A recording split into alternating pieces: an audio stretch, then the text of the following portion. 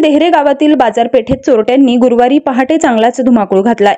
बाजारपेठेतील डहाळे सराफे दुकान फोडून सोन्या चांदीच्या दागिन्यांचा ऐवज चोरून नेलाय, तर त्या शेजारी असलेल्या दुसऱ्या सराफी दुकानात चोरीचा प्रयत्न केला।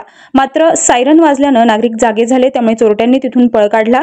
चोरीची ही घटना सीसीटीव्ही कॅमेऱ्यामध्ये कैद झाली आहे। विशेष म्हणजे याच दुकानात दिनांक 19 डिसेंबर 2023 रोजी पहाटे ही चोरी झाली होती। तिचा तपास लागलेला नसताना पुन्हा चोरी झाली आहे।